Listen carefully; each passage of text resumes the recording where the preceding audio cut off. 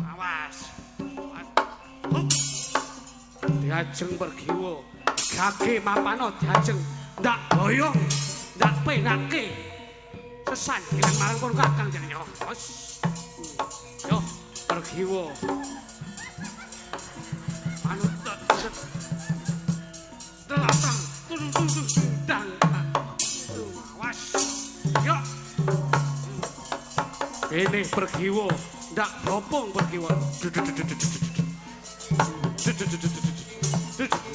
Ayo pergiwa, maju toh marang. Ayo, ndak bopong. Hei.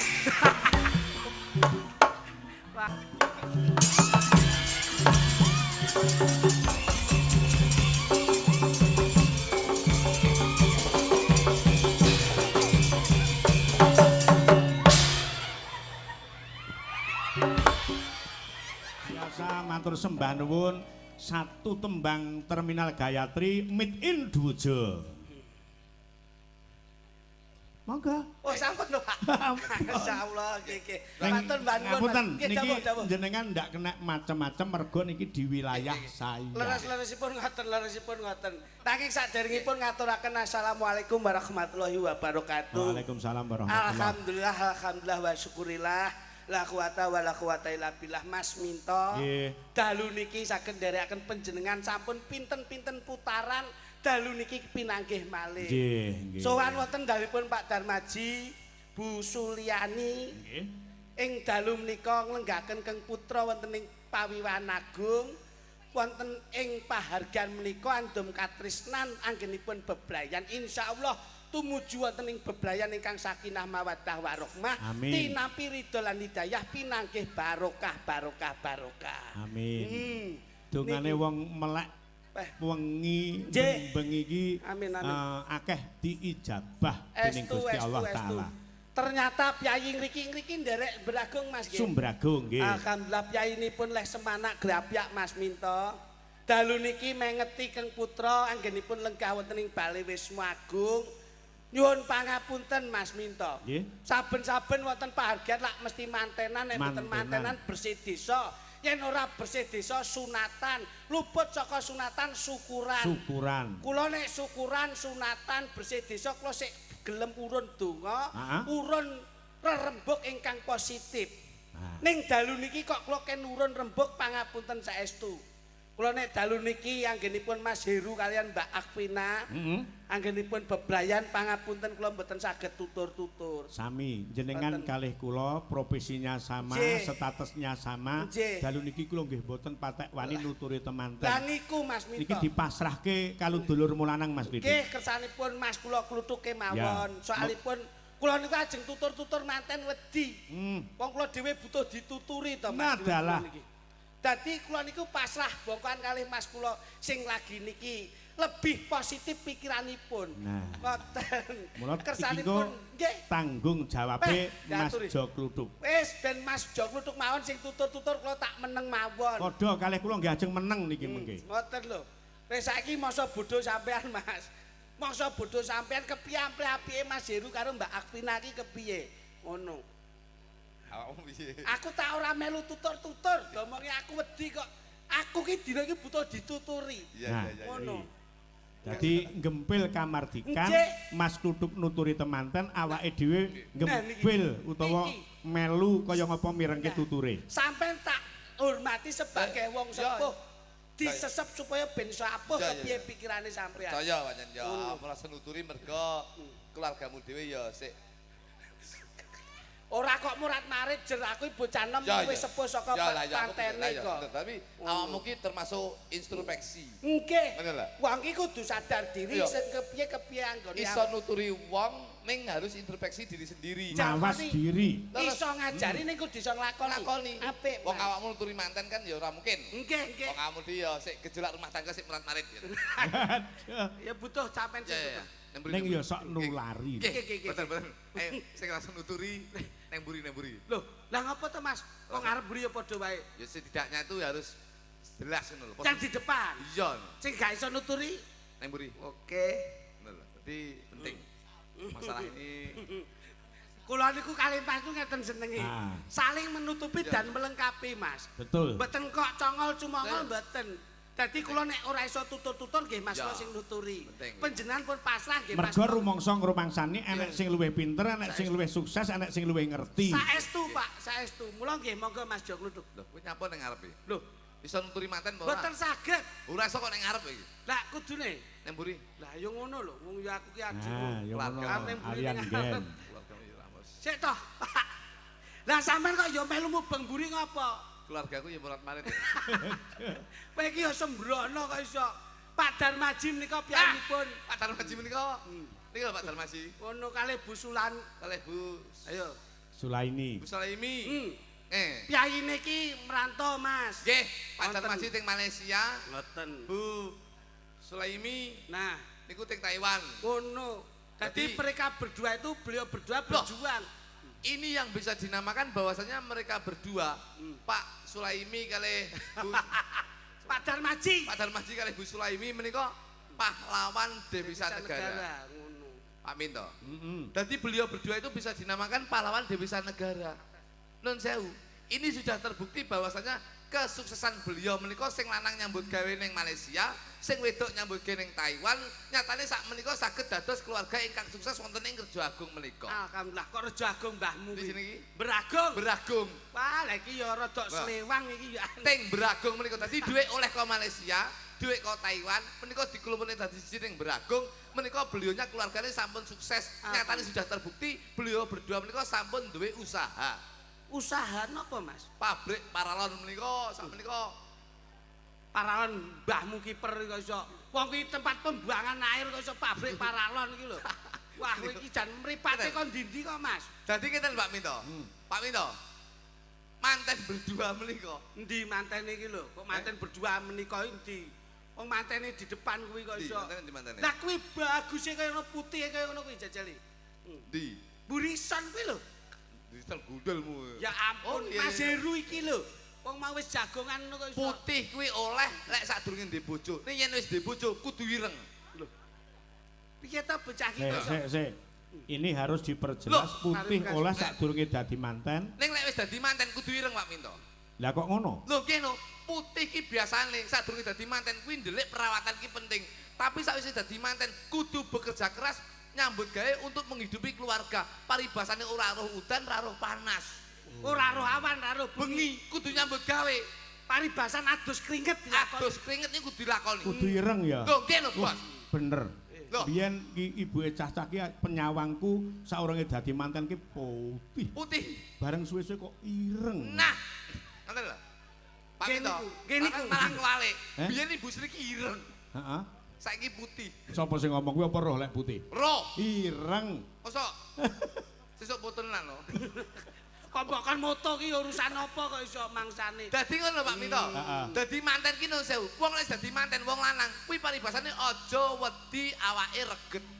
Aja wedi kesel. Aja wedi kesel, aja wedi elek, aja wedi awake reget. Ning misi dan visi kita nyambut gawe dienggo murakapi keluarga. Masya Allah. Berarti wandene kaya Kang Rama. Lho iya no. Pak Darmaji. Sampir sani Pak Darmaji nggih. Hmm. Pak Darmaji sampir sani nggih. Nika lho piyayine senden ning mburi. Lah yo kae lho beliaunya. Piyayine gede dhuwur. Gede dhuwur brengose kandel paribasan kaya wayang menika Gatot Kaca. Heeh. Pak Darmaji. Lho iya. Pindha Raden Anom Gatot Kaca. Gatotkaca. Ngambadir Gantara. Pari- Kagem caping Basunanda. Basunanda. Pari- Kudan rakudanan. Panas ra kepanasan. Sebabe Mergo ngiyup ning omah. Dadi kok ngiyup ning omah iki lho kok. nyambut gawe ning proyek. Hmm. Gitu, Pak Darmaji gitu. Pak Darmaji lho. Biyen Pak Darmaji ki putih. Pak Darmaji. Lho. Wah iya iya. Begitu, Kayine tur ora sombong Ora lho. sombong. Biasane nek kagungan gawe iki mesti ning arep dhewe to. Malah ning mburi kok. Delik. Lho lho. Kuwi ndudone wong sing duwe jiwa adigang, adigung lan adiguna. Loh, dadi ora Ora sombong. duduh-duduhne wong lek sukses kaya ngono kuwi. Masyaallah. Lho, Ning jero kaya ngono ya Loh, Mas ora. Grapyae. kowe ora roh. Pripun? Mau aku teko ditok nek kabeh. Masyaallah. Enek lek petang lodong. Loh, petang lodong. Petang lodong mek kripik tempe tok. Kuwi mo- Iki lho jane ngene iki lho. iki lho. Kowe iki kudune lak yo melu bangga wong yo apa-apa enek kok iso. Enek apa Wis sik ning ngarep. Sing ngalah Ngono. petang lodong. Nah, Heeh. Nek mburi ki nek 6 lodong Pak lah Tito. kuwi komplit neh. Oh, komplit apa mek kerupuk iwak tok. Dadi Lah ya beda kok iso. Tapi hebat lho Pak Minto saiki. Hebate? Loh, Pak Darmaji to? Nggih. Pak Darmaji menika nyambut gawe ning Malaysia, ibuke nyambut gawe ning Taiwan. Iki mung apa? Monggo mulyakne anak. Mulane ada kata-kata wong tua mesti mulyakne anak, ning gurung mesti anak ki iso mulyakne wong tua. Wong tua siji iso Ngopeni anak 5. Ning gurung mesti anak 5 iso ngopeni wong tua siji. Lah kuwi lho sing kudu digut. Loh, iki penting lho kata-kata iki penting. Wong tua Wong tua iso siji mulyakne anak ning urung mesti iso mulyakne wong tua. Sapa sing ngomong? Sing ngomong sapa? Kula. Kata-kata bijak lho Mas. Lho. Anak ki iso mulyakne wong tua lho. Kok saged? Proses pembuatan anak kuwi wis mulyake wong tua lho. Proses. Ayo. Oh iya. Penak lan mboten penak niku gumantung atinipun, Nah, Pak. kuwi ning awake Mboten. dhewe-dhewe. Tegese menika kula ngendikan matur ingkang kados mekaten menika. Ngendikan ya matur. Matur. Contohmu mbok wis ngomong Loh, ngono wae. iki jelas lho. Rungokno. So jenenge anak jenenge apa? Mas Heru. Ru. Heru. Gedhi kono kowe engko tonyo ndasmu bar kowe. Gede oleh tapi pengalaman dalam hidup berumah tangga ki oleh sampai aku. Lah Mas Heru ki jam terbange kok ngendi-ngendi kok. Jam terbangnya apane lho? Lah sampean Jam dinding aku ya 6 aku ning. jam terbang ki pengalaman ki lho. Ngono. Sampan kudu iso mulyakne wong tuwa lho. Mula Pak Darmaji Bu Suliani. Kuwi kudu mbok mulyakne. Putrane Pak Darmaji sapa? Nggih, Mas Heru. Mulyakne wong tuamu. Apa meneh mulyakne wong tuamu wedok. Insyaallah kuwi iso membina rumah tangga sing sakinah mawaddah barokah. Nah, Kuwi iki lho, lho. Mas, kuwi lho, Ki Mas. mesti ngerti merga paugrane kesuksesane anak ki gumantung ning wong tuwa Wong tuwa wadon. wadon. Kula yen kepengin sukses angger nyambut gawe lak mesti ridone wong tua, Pak. Iya. Nggih to? Iya. Mesti dilangkai. Mas Kluthuk niku angger budal nyambut gawe. Aku jemene kok dilangkai. Aku mesti dilangkai karo diuyui ya. Dilangkai ki dongane wong tua ki Pas lho. nglangkai anyang-anyangan lho aku ngono. Lak lenggahe wonten mriki. Eh. Nyambut damel wonten Malaysia kalian Ah. Taiwan. Jadi ngono, Pak? Ki nek dijikuk saka Malaysia karo Taiwan. Kuwi tembunge iso mata. Mata. Dadi sing lanang nyambut kene Malaysia, sing wedok nyambut kene Taiwan. Taiwan. Itu lek kita bisa menyatukan kata-kata itu mata. Maki Malaysia, iki Taiwan. Taiwan. Jadi saya bisa menghimbau nuturi teman lanang karo wedok, mata ki cinta itu dari pandangan pertama dari mata, akhirnya timbul di hati dan nanti akan membina rumah tangga sehidup semati. Masya Allah. Iki lho, Loh, Pak. iki wis pitutur lho Pak Minto. Iya. Dadi wong wedok karo wong lanang, bapak karo ibu iki nyambut ning Malaysia karo ning Taiwan, kuwi saka mata mlebu ning ati, akhirnya bisa membina rumah tangga sehidup semati. Dadi rumah tanggamu Ru, iki kudu sehidup semati. Lah, wondene metu siji, Metu bareng, maem siji, mangan bareng, dolan siji, dolan bareng, turu siji, turu bareng. adus siji. Dewe-dewe. Lho kok ora bareng? Kula adus bareng ya kongseng jenenge cilik, wae tak delok cilik mau jenenge. Cilik. Ngono iya. Dadi penting Pak Minto ngoten niku. tane Loh, ta itu apa? tak iki wis tegese tanggung jawab. Tanggung jawabe wong lanang apa, tanggung jawabe wong wedok apa. Wong lanang nyambut gawe, wong wedok mempersiapkan apa yang menjadi kebutuhannya wong lanang. Nggih. Heru nyambut gawe golek pangupaya jiwa dienggo nguripi keluargane, sing wedok ya tanggung jawab piye pamrih wong lanang ki seneng. Wong wedok Mbak Afina, Mbak sapa? Mbak Afina. Mbak Adwina, Nggih. bojomu ndi to, Lu? Lah kene ning sandinge kae to. Kok tuwek mana bojone mu? Mripatmu kae. Wi bae, utuk bae wis gedeng ngene. Lah kowe yo teko aku. Lah kowe dadak ngeruh nyambut andinge kuwi. Lah wong sing sandinge make kok iso mbok ducing. Jadi mengingat seorang laki sebagai saka guruning Tuh. keluarga, Nggih. mula lek nyambut gawe duwe kaya kudu byuk ketubyuk Byuk, diwehne Pak. sing wedok. Nggih. Nah, iki. Contohe kaya kula Pak Minto. Heeh. Dadi kula niku nang sewu, bojomu ndi, Ru? Bojomu ndi? Bojone turu persiapan Salah. engko bengi iki arena dan juara ya kok iso. Arep dadi juara piye mburi jenang tok kaya. Oh no, yo. Ngene, Ru. Kel, Herul. Wong wedok ki kuncine siji ben bahagia. Piye, Mas?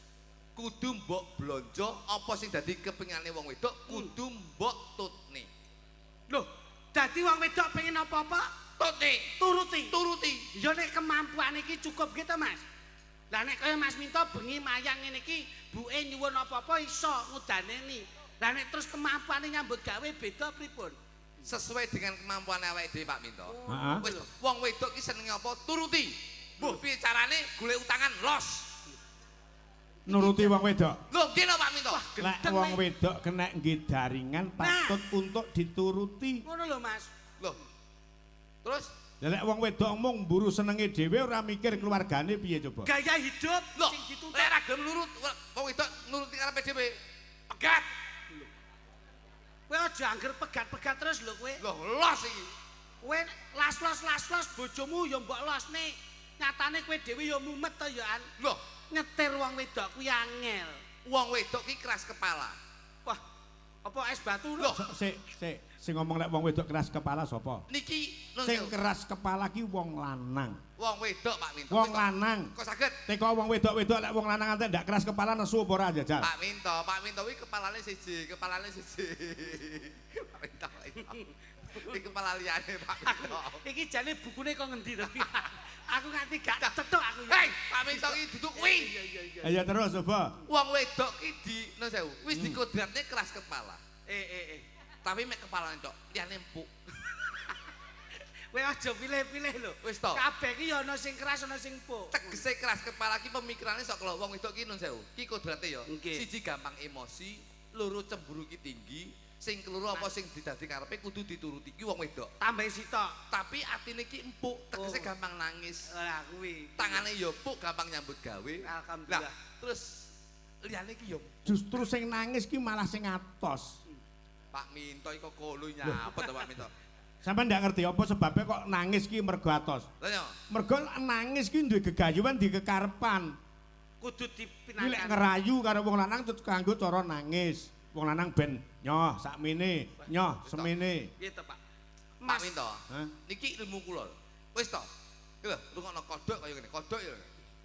Kodhok ki ramene kaya ngene. Iki aja mbok delok kodhoke, Didelok piye, Mas? didelok sasmitone. Tapi aja entuk ngorek lho. Lho nyapa? Nek ngorek kobong iku. Kabong dasmu iki. Ngono. Wong ki. Kene. Dadi nun sewu Pak Minto. Heeh. Dadi Heru karo Mbak Vina iki kudu nyenengke wong tuane. Aja duwe jiwa idealisme, tegese nyenengne keluargane awake dhewe, ning ya kudu duwe prinsip nyenengne wong tuane lan nyenengne maratuwane. Lah nyenengne iki karo materi. Lho ya ora no. Ru. Heru. Lho. 15 tahun aku rabi iki ora tau kok seneng karo wong wedok liyane. Masyaallah, pinter imanmu, kuat takwamu ya gede. Lho, kok takwamu gede aku dipantau terus kok aku wis. Ya dipantau ora ki ndelok ngono lho. Kunci keluarga ben harmonis Pak Minto. Heeh. Lho, Delok sik iki situasine. kuncine sisi Ru. Heru. Sisi delon. Pokoke awakmu ki aja omong-omongan karo bojomu. Lho. Piye to kowe iki? Sik. Kunci keharmonisan keluarga Aja omong-omongan karo wong wedok. lek dianggap satu. Loh, satu lah masalah. Yang penting untuk menuju rumah tangga yang harmonis. Di kalangan masyarakat terus ndak oleh omong karo bojo, terus nganggo sasmita piye lek jelas diarani wong padu. Ndak rukun. Piyayi sakmene mbane iki duwe bojo kuwi nun sewu lho. Wong mantu ki goleke teman turu anake lho. Mas Heru maune ijen, njur saiki kagungan garwa ki karepe ben enek kanca komunikasi. Golek omong-omongan ki wong wedok sekolah dijak omongan, kuwi mesti ngundat-ngundat perkara liyane. Wah, kuwi ngawur kowe nek Mas Heru mboten e. Sik ben dijlentrehke kok kudu ndak omong-omongan neng-nengan ki piye? Kula mbiyen iki membina rumah tangga ki 2 tahun, ki kerep omong-omongan, ki malah kerep geger. Loh, Tapi setelah aku goleki apa terus menjadi kunci gegerku karo bojoku, ternyata komunikasi. Omong-omongan. Tapi setelah aku ora omong-omongan, iki malah harmonis sampai saiki. Aman. Malah Oh iya, aman, Pak Minto. pancen sing apik iki pancen yo meneng-menengan. Meneng-menengan. Oh iya, terus. Ngoten. Dadi lek enek apa-apa, kuwi gawe metode yang lainnya. bahasa. Bahasa. Contone, Njaluk apa-apa ya digambar. Heru iki mau pengen apa-apa iki? Gambar Sing gambar sapa? sing lanang. Sing lanang apa sing wedok? Sing lanang lho. Loh. Pomo Heru pengen lunga, metu. Metu lho ya biasa no. Gambar kunci. Loh, Berarti Mas Heru arepe lunga njaluk kunci sepeda motor. Mbak Pina ngerti? Ngerti no. Loh, Bojoku mbiyen ya ngono ngerti. ya mbok gambar. Tak ngono. gambar ngono. Masyaallah. Pamane Mas Heru nyuwun pamane. Makan yo gambar piring karo sendok. Mbak Pina ngerti. Langsung bojoku paham yen aku ki njaluk mangan. Loh. Ndaluk Mimi. Mimi tak gambar gelas. Loh. Ngerti ngono. Paham lho bojoku. Njaluk wedang susu no. Wis tak gambar gelas terus kene andinge bunder nik ngono. Ngapa kok bunter-bunter Teh ning? nyapa tak cari susu. Sik. Terus umpama sampean arep njaluk adus piye? Adus tak gambar siduk Pak Minto. Mesti bojoku langsung sprundul njuku anduk. Oh. Ngoten niku kula. Ah nek kangen hubungan. Nah, Terus pengen kumpul ngene iki, malam pertama kowe mbiyen piye njake? lek pengen mangan, kuwi tak gambar piring karo sendok. Ngerti ya? Paham bojoku. Lah nek mimi. Gelas. Lah nek terus kangen pengen Terus- kumpul. Mesti tak adus ya. Kuwi tak gambar siduk, nah aku mesti arepe adus. Oh. Bojoku paham. Malam Jumat ngene iki Ya. sunah Rasul ibadah. Nah, ngene iki lek arepe nyambut gawe ya. Heeh. Aku mesti tak gambar kucing, bojoku mesti nyepakne mobil aku. Lho. Ngono. Paham ya? Paham tuh. Sing tak takokke ora kuwi lho. Apa? Nek kepengin hubungan suami istri kuwi lho. Lehmu gambar piye? Apa kuwi? Lho, kok kok sik teko aku aku ndak lho. ngerti pitakone adimu iki. Pak Minto. Lek arep lanang wedok ngono lho. Nah, ngono lho. Lah, kuwi to, cis. Cis ki apa kok iso? Cis tipis-tipis. Maksudnya kuwi ya hubungan ngono kuwi. Kuwi tak gambar. Lah kabeh mbok gambar kok. Kuwi tak gambar. Piye, Mas? Tak gambar kurungan terus lawangnya buka. Lho, ngono Pak Minto. Sik kok ora padha karo nek maem karo lek Lho ya beda no njaluke kuwi yo. Dadi tak gambar kurungan karo lawangnya buka. Lah nyapa kok ming hubungan lawange buka karo kurungan. Kuwi berarti manuke wayahe mlebu. Ngono lho. Dadi Oh. Sasmita. Lek bojomu ora tanggap. terus Lah coba lek bojomu ndak ngerti.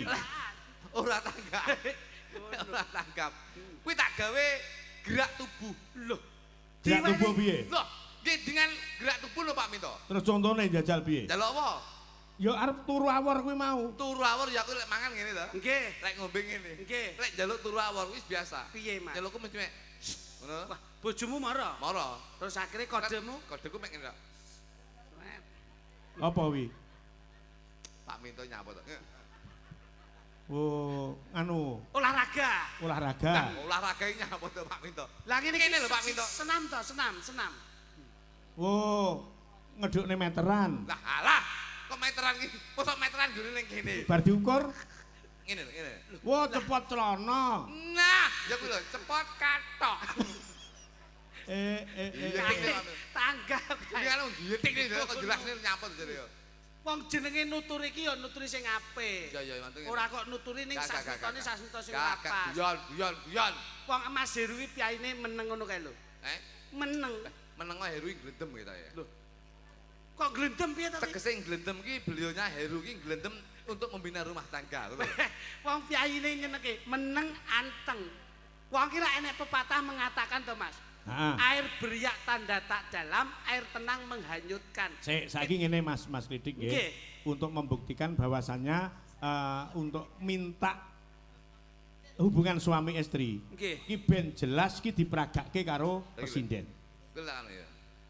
Jaluk Oke. niku to. Heeh. Oke. Peh, Mat. Coba. Sopo? Sing mari sampean lho kuwi iki. Awakmu. Dadak ngomong ngono kuwi kudune praktek nek karo aku ora pas ngono. Bojoku sapa? Wis milih kono sak karepe kono. Golek sing nganggur e sakmene sik do mangan kabeh. Pilihna to Pak Minto. Kae lho rada nganggur wiraswara lho. Ngono. Ndi? Wiraswara Padha lho. lanange gedeng aja lho iki ya. Lah sing nganggur kuwi tok e kok iso mangsane Glena. wiraswara. Glena. Ayo sing ndi? Ki do madang kabeh. Kene Nduk. Jale Sing ndi? kancanono kae masmu kae. Iya, kowe lho. Lah kok Kowe tak goleke dangkelan pring iki lho, meneng kowe. Mangsane angel golek sinden ngene iki. Liya-liyane do mam kabeh iki ra gelem maem kok. Ora gelem mangan. Mau gedhe tirakate kuwi. Gede trakate napa iki mau wis mangan tek 3 piring kok sore mau. Kowe kira sembrono. Pangapunten lho, Mas. Heeh. Wong Pak Darmaji iki piyaine iki blobo lomo. Dadi iki lho Dlon. Yaine wis satene ditokke. Ngene, jare kingko para esuk. Iki engko nusul bakso. Lho. Sesuk-esuk piye kowe rumah? Pecel. Sesuk bengi sik enek-enek rawon. Lho, tanggapane nganti engko sutok. Lho tapi rawon khusus kingko. ning ndi? Marung dhewe. Mangsane. Ayo coba diperagake kaya ngapa? Jale. Iki duduk maneh bojomu, Tuk. Kae Niki, Pak. Heeh. Iki ketoke ngene mawadah tenan lho. Kowe ra sembrono. Ngono. Jale. Gawedi. Kowe iki digolekke rada apik ora gelem jaluke sing ngene sedengan mbok paido kok iso. Ngopo sebabe tak goleke pipit sing gedhi? Lah, Pak. Sing ora mbayar kuwi malah senengane torok karo wong lanang. Nah, ya kuwi. Nah apa? Modelmu. Nyapa? Liyane Pak Minto juga. Disyukuri tok. Kowe iki ora ngerti urusane wong wedok. Wong wedok ngene iki gemati lho, Mas. Mati apa mbok golekne wong wedok sing lengene kentongan ngene kuwi kok. Delok ibu-ibu sing lemu-lemu senenge wong lemu ki ndudoke pikirane ayem, atine tentrem. Sing lanang mesti kuru mergo ngenes. Ya ora. Wis lemu. Masa Heeh. lemu ki ora perkara bahagia ki ketoke penyakit kae bojomu. Aja to. Ayo dipragake njajal. Tarinen jajal. Tarinen. Umpama awakmu anu Mas Heru pamane. Iki sapa? Iki Akwina. Oh, bojomu ngene Heru. Umpama Mas, ya ampun. Umpama kowe iki Tak pepet. Masa Afina Bisa modele romantis apa ora? Kowe kok nek kira gelem apa tak golekne buis tukang adang. Nah. Sik ngene Mas, apik-apikan Piye, Pak? le merayu seorang wanita antara Jok Kluduk Mas Jok Klidik iki apik endi? Sampeyan tak gandengke karo Mbak Punjung coba. Kula sik digolekke Ya iya, coba. Peh barokah melu wayang ben bengi digandengne terus lho. Ning ra entuk go mulih to Pak ya? Entuk. Ora entuk. itu lek pengen geger neh kowe. Ini. Mosok sik kurang ya kowe iki. Mbok ya Mas iki ngene-ono lho. Lah, Cakeme. Iki. Ora Mas yak-yakan. iki lho. Nyambut gawe kok go mulih. Pak Minto, heeh. kritik karo iki to? Ya. Nggih. Aduh, lah oleh kode ijo. Cilik tapi lincah. Lho iya no. Oleh kok kode bangkak ya. Kowe ra sembrono Mas. Iki sebelah ki Mek kungkong. iki malah aku iki rada rugi kok. Kayak sebelah ke tanduran jagung ning ora bertongkol dua. Nggonmu bertongkol dua lho. Iki malah tongkole ndak umum iki ya. Ngono. Rajono no. Lah, kok ya Ora nduk. yak-yakan ngono. Lah oleh iki ya. Contoh nih Mas Klidik Nggih. menjalin mahliga rumah tangga yang harmonis, yang tentrem, ayem, kebak kabagian kaya ngapa coba? Kula niku mboten kakek ngomong kok Mas. Saya itu tidak terlalu banyak mencintai wanita tapi mencintai satu wanita berbagai cara. Ya. Begitu ya Mas. Yo. Ngapusi. Satu wanita ya Mas. Iya. Iya. Ayo kene. Nduk anu tak Nggih. Tak gendong neh. tak gendong piye kowe ora ganggu. Aku iki karo kunjung pangapunten Mas Minto. Ya. Dik sampean ngerti to? Pripun Mas? Nek ning ngarepe Mas Darmaji lak ana tanduran kates to kae. Nggih Mas. Kates kae lho. Iya. Kae itu aja kates. disawang katese. Ning samangan katesmu. Kowe kok tak tonyo ndelosor lho iku kok iso. Aku ki ngomong karo iki ora ngomong karo Lah iya. Tapi kan katese punjungi jos. jos yo nggone bojomu Wah, iki duduk kates. apa kuwi? Melon. Kowe ra sembrono. Papunten Mas. Ngerti to nduk kae apa nduk? Kates Mas. Kates. Nggih. Kates kae saka tembunge ka karo tes. Nggih. Kaki karepmu aja nganti mandek, tes ki tegese apa wae sing dilakoni kudu dites dhisik. Aja kemrungsung grusak-grusu keburu nafsu. Oh, layakno jenengan tukang ngetes to Mas. Lah iya kuwi. Mula kabeh kudu dites dhisik. Dadi kowe kudu Ya, siap LP dites. ngono. Dadi kuwi sik kates, Nduk. Kowe ngerti sebelahe kae ngarepe apa, Nduk? Jagung. Mas. Jagung. Jaganen atimu aja nganti bingung. Mula awake dhewe wong beblayan kaya Mas Heru karo Mbak Pina, kuwi dijaga atine aja nganti bingung, aja noleh nengen, aja noleh ngiwa, sawangen ning ngarep aja nyawang mburi. Kados panjenengan nggih. Kaya Mas. ngono diajeng. Ngono. Yen kowe Aja tak kasar-kasar yen to. kowe tak ibaratne paralon, Nduk. Hah? Paralon. Dadi wetengmu gedhi tak cepaki sapi teng sing ombo. Ya ta, mesti elek kowe ra. Lah bojomu kok pokoke sapi tren. Paralon kuwi saka arti paki paringono tresnamu lan tresnaku tetep nyawiji. Raki tegese ra ana wanita sing tak tresnani kejaba mung kowe. Lon ki lon. Kowe ben bengi mesti tak keloni. Lon ki alon-alon. Dadi aja kemrungsung tetep alon-alon membina rumah tangga ya, Nduk ya. Oh, ngono ya Mas. Ya, wah gawedi Demen nih. aku. Mas, Demen palaku ngono iki. Aku Palaku. Demen palaku. Lah mau lho, tak rayu malah demen aku. kowe iki jane wong wedok apa manol iki banget. Lah aku demen kok. Ya demen tapi aja nginang-ngene kaya. Lah wong sing wedok agresif Karo ora. bojone kan. Bojo jarene- ya, Mas Minto. Jarene kan Heeh. agresif. Bojo ya bojo tapi gerakmu ki aja kaya ngono iki kaya bar ngombe jamu galen ngosek kowe iki. Piye ngene? Nah ngono lho. Mingkup. Alah kok tak kempit nyapa to jane kok. Nyapa? Lah piye? Nah biasa ngono lho. Kuwi ra iso mingkup wong pupune gegeden kok iso. Mbok kon mingkup. Ya Dik ya. Niki lho Mas Minto. Bocah niku sing klasik niku nggih ngeten niki. Klasik niki. Klasik kaya motor.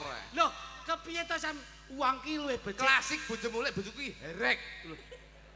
Kok erek kepiye to? Kenapa kudu Hei, blok? bojo kuwi alus badhe dahar napa Mas Jo Klitik. Menika sampun cemawis badhe ngersakaken sirah monggo. Alus bojoku. Penake bojo ngeten iki lho Pak Minto. Heeh. Sing rada kasar. Napa? Kowe golek alus lek pas mangan. Kon nyontoni iki kasare bojone coba. Loh, bojoku lho iki kasar. Kowe lek mbok golek bojo alus nun sewu. Kowe lek pas ning Surabaya ning kota besar nyabrang malah bahaya. Penak bojo sing kasar ngene iki. Piye? Loh, ayo Mas kalau dalane sepi, kiwa tengen sepi. Ayo kita nyabrang, ayo nyabrang. Nih, penak. Bojo halus, ayo bahaya. Piye? Kaya ngopo? Tengen lho, enek pickup.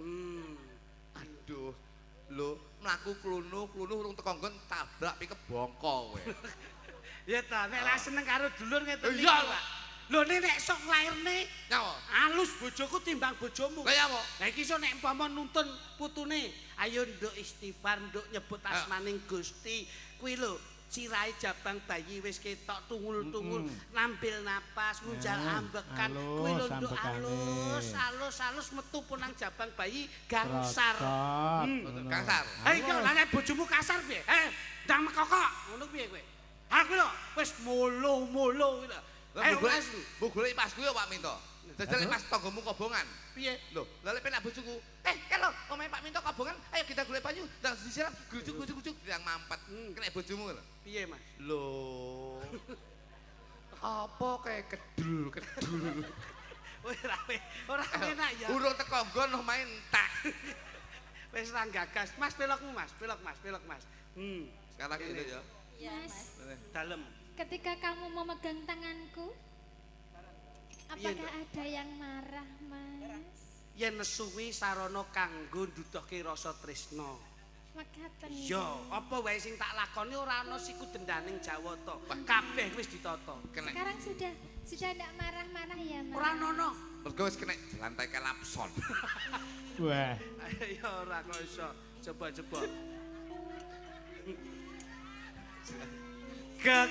Kekarandeng wong akrambi romantis. tutu bondo tutu rupa. Kowe ngerti iki sing ditabuh jenenge apa, Nduk? Gender, Mas. Gender ki tegen olehmu sesender marang kersaning Gusti Allah Subhanahu wa taala. Oh, mekaten. Sandinge ki apa, Nduk? Slentem. Slentem kuwi saka tembung kowe yen dadi bojoku aja slinco ing tembung. Yen tresno ya tresno, yen ora ya ora. Kula tresno saestu. Saman roh sing gandul-gandul ke jenenge apa, Nduk? Gong. Ketoke kayak modelnya kayak modelmu cah ayo tadi. Alah, Gede. Ayo padha wae. gedeng ya. Gede tapi enek mentol cilik nang tengah. Amung ati pawi tane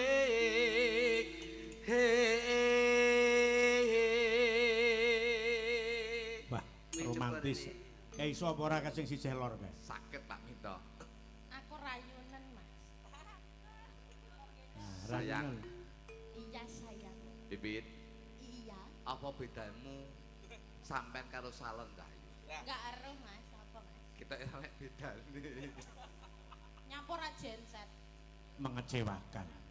Enggak kok mengecewakan kok. Kondulang bit ben ketok sayang bit. dagelane nek klambine kaya Dulangan, Pit, dulangan, Pit. ngono kuwi. Ngono. Sing didulangi apa sarana apa-apa entek kabeh Pak Minto. Lah kuwi. Nah, Tak buktikan dulang ya, Mas, ya. lek memang sampean iki harmonis dalam keluarga.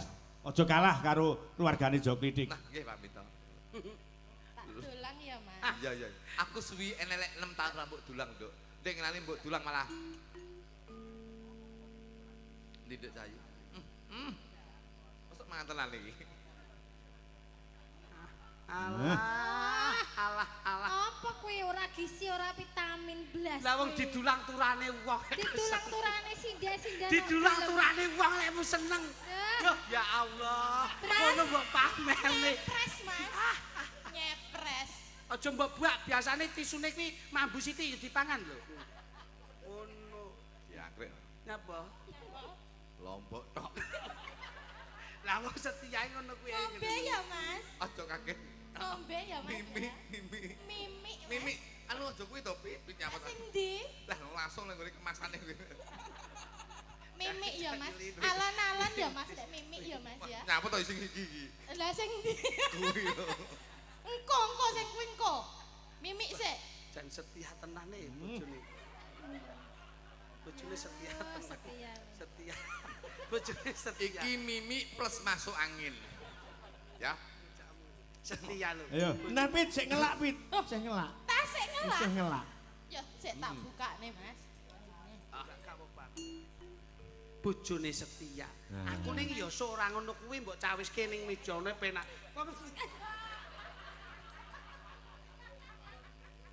Sekali-sekali rap karo nek pun kakak. Aku gak mangan ning raiku pedes. Jakre. Iki jane banyolan opo nek. Iki dulang lombok tok. Lah wong iki ngajak raiku ben kowe jangan. Kowe yo ngono mbok dulang mie paling pedes. Mbok Gak kowe ngerti banyu. lah nek lomboke lho, Mas. Ora ngerti apa? Hah? Wis diomongi lombok tok mit ngono. Ayo ditutukke Mas Ludung. Suamiku. Luput. Sik. Suamiku sedang anu lho. Matengane komoto barang iki. Mas kok mesakne. Kowe bar mangan pedes ya iso mbok semprotke ning kancane iki lho. Oh, alah. Wis ora melu mangan mine. Mine bojomu enak ra? Loh, Mine bojomu enak. karek telu. Rantak apa piye? Mas. Kok ero? Ora kok rontok ning dingenyei. Luput pisan kena pisan. Suarane jan arum serak-serak klomoh. Yen gampang luwe gampang. Nah, rotok mepet dirangkul. Ndak cakep ngene. Jan kaya Mas Ludung, Dalem Pak Minto. arep ngawinke kebon yang endi? Niki mesti dikawinke kula suntik. Mas aku gendong, Mas. Gendong. lah nek perkara kuwi aku engko sik. Nek kowe gandeng tak turuti rene. Kowe pengen gendong tak? Gendong. Gendong sisih ngarep apa mburi, kiwa apa tengen? Sisi ngarep madem mburi. Ngarep madem mburi. Marep. Madem mburi. Lho, lah kuwi lak ya terjadi 2-2-0 karo 1-1-0 lho kuwi. Apa kowe? Ayo konslet no. Sampeyan yo ngono. Iya. Bahaya. Nyapa? Kak kene dipoto malah kaya kethek mangan kates. Kayak sampean ngono apa piye? Lah itu apa ketheke kowe kates.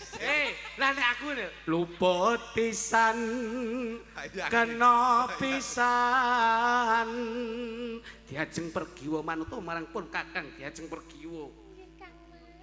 yen menawa katresnanku mung kowe ra ana liya diajeng pergiwa Aku nyuwun pangku. apa kowe njaluk tak pangku kaya ngene bukti katresnanku pergiwa ayo pergiwa Sugriwa. pergiwa Pergiwa ki lek cilik gedhi Sugriwa. Kuwi kethek, oh, Mas. Beh. Oh, alah. ayo seseli pergiwa kaya aku kok kene lho wah iki jan Iki Sugriwa iki. luput pisan kena pisan yen gampang luwe gampang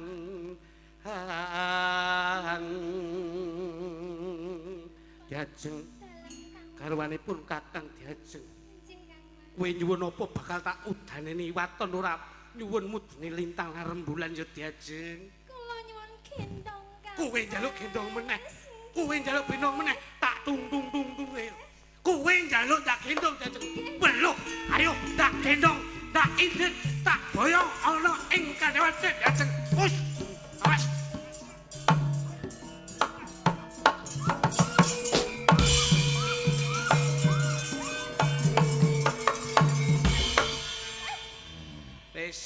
Ramelek Pit.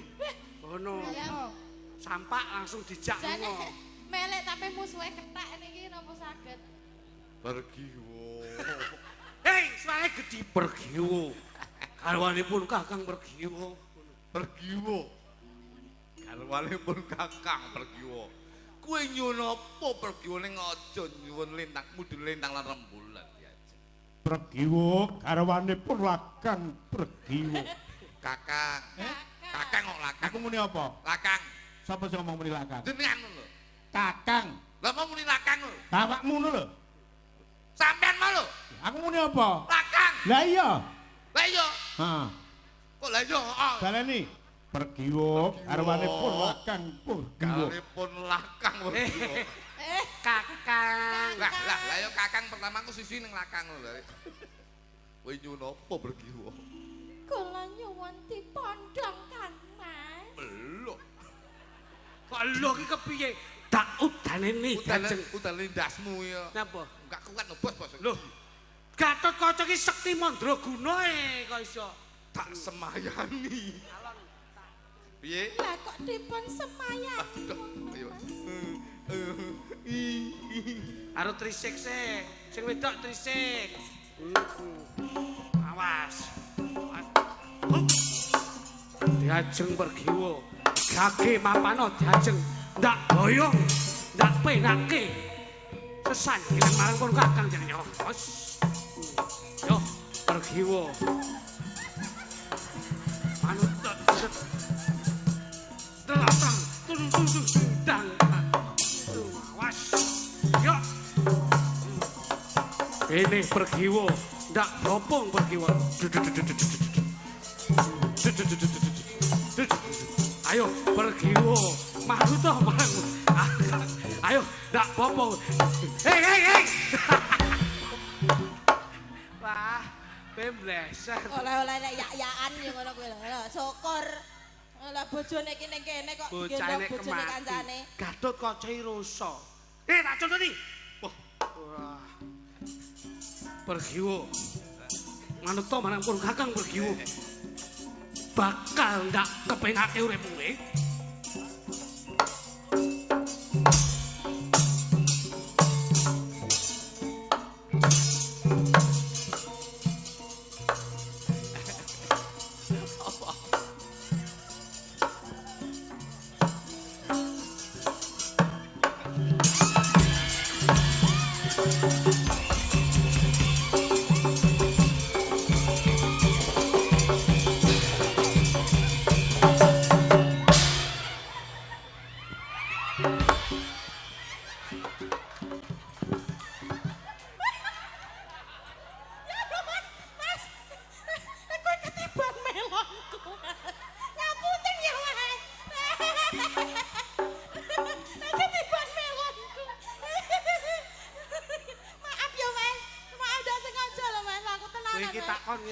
Piye? Lagi iki lho. Ngapa? Kok dimi lagi. Takoni lagi. Malah mbok junjung ra karo-karo. Begitu cebol langsung. Oke mapan ayo anak. Ya jenenge wong entuk iya ngono. Itu ya itu mosok karo kocok nek setanting lagi iki. Oh kudune mbopong ya ora ngono kuwi kok iso. Ayo terusno diajeng. Aku tak menggeh-menggeh. Wah, sapi tangi sak gedine. Wah, kowe kiwa to? Heeh. Aku tengen pas padha tengahe. Pupune kok guling. Kuwi cara kapuk nu super. Ah, saiki nembang bareng, Mas. Lah niki dereng bar kok niki. Urung bar. Dereng sik ben dirampunge mengke bablaske. Belok barak Jenengan iki dereng. lintang samara. Yen angel Mau. Maaf lho Mas. Maaf apa? Maafkan aku. Maaf. Aku iki garut kaca lho. Wis Alah padikmu penak ayo anak. penak gundulmu iki. Mosok garut kaca mek kiwa tok. Yo, Kurang Pit, kurang. Pit, Kurang. sing tengen wehno pisan. Hei, sing tengene sik segelan. Kuwi tulisane SNI. Ngono. 'Angel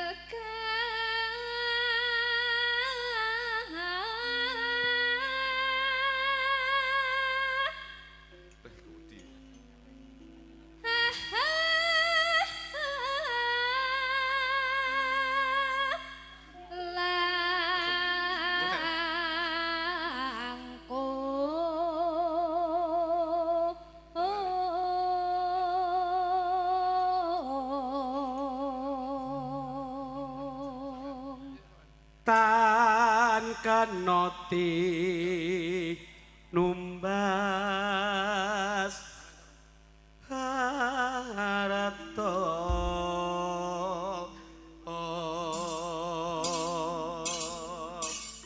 Dawah napa Pak Minten nderek panjenengan? Manut larase pelok barang Ya. dadekke lintang asmara. Nah, Ya. Yuk, Yuk, kaya ngapa? Dados. ya.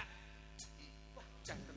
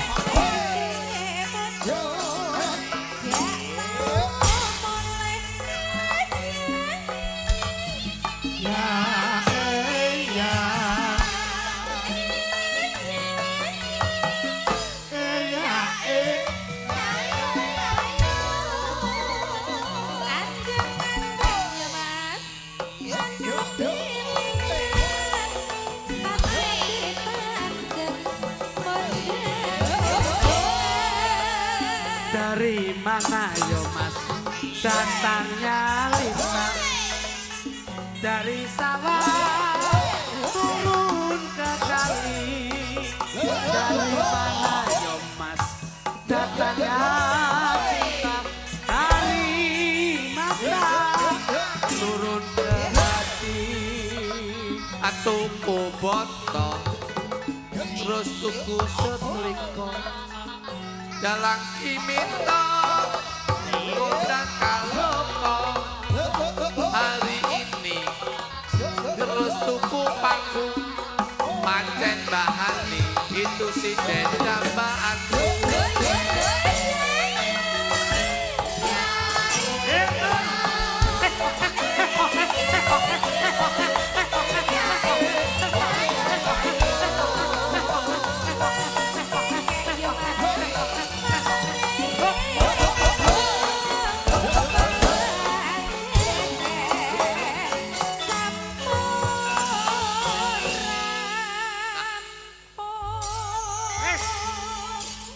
Mas Ridik, tembang menika katur penggemar berat Sekar Gadung, baik yang langsung ataupun yang dari jarak jauh. Betul. Menika wonten Bapak Samidi ingkang wonten Kawedusan Ploso Klaten Kru 35. Pak Sawiji nggih biasane Nggih. rawuh nggih. Kalian Bapak Suryono Pati Jawa Tengah. Siap. Ugi Mas Juwadi Timbul ingkang wonten Rembang. Bapak Sumeh ingkang wonten Ngepoh Tanggung Gunung, Mas Isam Wagir Ponorogo. Ugi Mbah Lengger mboten nate ketinggalan. Mas Suratno Solo, Mas Suratno Noglok niki nggih bendalu mirsani. Dan juga diinformasikan Mas Minto, masyarakat Tulungagung jangan sampai ketinggalan. Ya. Tanggal 20 November nanti akan digelar wayang kulit spektakuler wonten Pendopo Agung Tulungagung dengan 3 dalang ternama dari Tulungagung. 1 menika Mas Minto Darsono, kedua Mas Eko Prisdianto, yang ketiga Mas Sun Gondrong saking Mirigambar. Langsung 3 layar. 3 layar, 3 dengan dalang. bintang tamu Wonten Mas Klitik Luduk, wonten Mas Percil, Nggih. CS, wonten Kalian benjing Niken dalu Mas. Salindri, Niken Nggih. Salindri. Wah, Niken Niken Salindri. Nggih, Tanggal 20 November di Pendopo Agung Tulungagung. Nggih, kolaborasi. Siap. Kalian Benjing Dalu tanggal 7 Ya. menika hari wayang Dunia. sedunia. Nggih. Ada anak-anak Paku Datu Paguyuban Dalang Anom Tulungagung Nggih, nggih. pentas di lapangan Tenggur depan Balai Desa. Nggih, nggih, nggih. Menika ada dalang 20 dan pesinden 10. Adapun bintang tamu Mas Dujo, Mas Jo Klidik. Nah, Nggih, iki awit saking kula panjenengan peduli dengan hari wayang sedunia. Ya, ya. Benjing derek berpartisipasi Nggih. nyengkuyung datang dalang Anom Tulungagung. Nggih. Pancen berpartisipasi. Berpartisipasi nggih. Sakniki awake dhewe niku kadang sok kesel, Mas. Nggih. Ngomong kadang sok bleset. Iya. Tesih wonten Mas Didik, Sinten? menika saking Pak Cak Parnopati, Mas Wonten. Alex Sumbragung, Pak Cik. Muidi, Pagu Pare Kediri, Bunda Depok ugi Bu Pakis Rejo. Nggih. Wah, Weh. loh, rawuh niki. Hmm. Bulurah. Pakai sejak bulurah. Oh, rawuh. Mas Teko. Rawuh, Hmm. nggih. Iki Mas Ferry saking Kediri, dudomu Wonogiri, Bapak Kajati ingkang wonten Pakis Nggih, Rejo. pakai srejo niku leh seneng wayang kulit Wah, lakon hebat. sopan. Ngantek senenge karo wayang. Pasuruan melu. Ning kene Nusul. Mojokerto ya teko, Mojokerto Surabaya niki ya teko. Surabaya ya teko. Saking tresnani Bulurah Pak Sirjo Nggih, iki nggih. karo wayang lho. Nggih. Ngantek rabi dalang. Lah ora rapi dalan Iya. kok sapa meneh. Ah. Lan anu Pak Minto niki salam kula kanggo dulur kula sing Norwegia tapi cinta terhadap budaya. Nggih. Iki ana Mr. Rune karo ya Jaladin. Dasmu. Mister Yarle. Yarle. Ya Lalwaton. Boten. Yarle karo Rune karo Miss Jamie. Niku wong ing mriko. Norwegia tapi seneng ningali jenengan Pak Minto. Jane ajeng ditanggap teng Norwegia ning gandeng jenengan kalih sindene ra iso basa Norwegia ra sida. Nggih. Kali tanggal 8 jeng ben Nggih. wonten tetep hari jadi Kabupaten Tulungagung Nggih. pentas di Bandung pasar. Bandung. Bintangipun? Kula kalih Mas. Wah nggih. Masa pegawai dhewe. Ora ngaos ora. Ngade. Niku sarengan Boten, Gondo boten. Suli nggih wayang kulit Mas Nggih. Cahyo Kuntadi panjenengan lenggah wonten Bandung campur. Nggih. Ngaten. Bintang tamu Bandung Cak Cemple kalian Mbak Lucy Brahman. Alhamdulillah, nggih. Ya, dilajengake tembangé Siap, Mas siap, Didik. Bos, siap. Nggih, Pak. Kula nyuwun gongan panjenengan. Loh. Lagu sing meriah tur pesindene mensupport sebagai Oke, penari oke. latar. Siap. Coba. Anu Pak, ngeten niki lak kula kado untuk Pak Darmaji. Ya. Sinden panjenengan ingkang nembang, Mas Jo ingkang nyepeng drum, lajeng saya pinjam wonten gitar. Oke. Nah, pesindianipun Ya, ingkang pesindiannya- nembang loro apa telu? 5. Oh, 5. Nggih no. Ya, ya, Oh, coba kaya ngapa? Ki kolaborasi Kolaborasi. antaripun Sekar Gadung kalian Dujo. Jadi Kaya ngapa? semuanya tampil Pak. Ya. Kula tampil, sinden tampil, musisi tampil, semua sinergi. Ya. Hmm. Oke. Tur mayang ning mae dhewe arep crita apa Lah, nguyahi lah, segara. Sing penting seneng-seneng. Nggih, saestu, Pak. Ya. Iki mungkin nganti jam tengah loro. Ngoten. Anu Mas Luduk siap-siap Oke, standby oke. dulu. Ini aku tak ngambil kanca-kanca. Yo, pesindiane papat ngadeg tembangnya apa, Mas? Tembangipun damel selendang biru, Pak. Wah, selendang biru. Selendang biru. Nah itu. Tak kaget aku, tak pikir kok kedap tresma aku nyawang selendang biru. Tak pikir lek kuwi. Ya dok, ngadeg kok. Kene-kene, Pak. Presiden papat. Nih.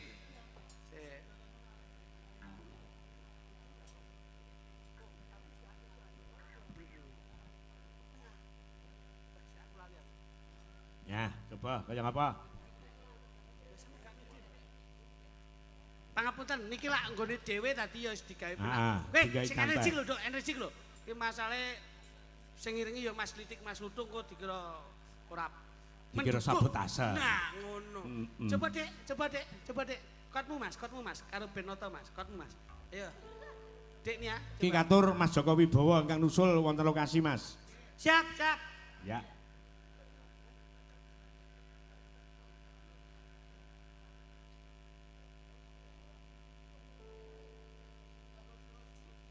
Yalah, wis sing nang ngendi-ngendi iki pokoke bek kene iki. Iki pun aman iki, jos. Iki lho, Mas Il. Coba drummu dulu, Mas. Wah. Halo to, Bos. Ngarep nek kanca-kanca kok iso Iki saking iki apa jenenge kaya ngeten apa Mas Lidik niki? nu kepik. Hah? Anak walang Pak, walang. Kepek iki rada gedhi lek cilik kudu kepek iki. Walang Pak itu walang. Ayo. Walang iki. Nggih. Walang. Iki tondo, iki lek 2026 iki larise kaya ngene iki. Nggo. Amin. Damai. Mas Te laris ki ning kono kepik tok. Ayo, kaya apa? Selendang biru dados.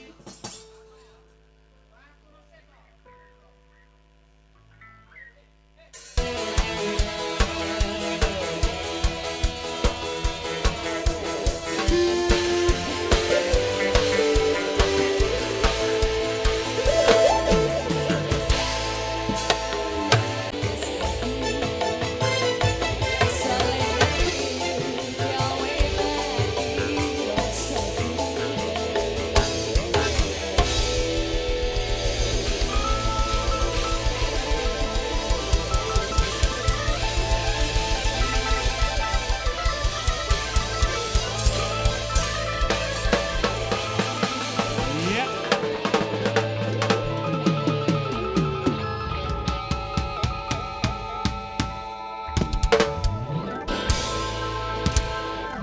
Terima kasih luar biasa Sekar Gadung kolaborasi dengan Duwojo. Yuk, kaya apa? Tembang ingkang pundutan dereng diaturke Mas menika saking kadang penggemar Sekar Gadung kang lenggah wonten ing Sumberagung. Mliginipun warga masyarakat Sumberagung kang mengku gati Bapak Darmaji. Ya.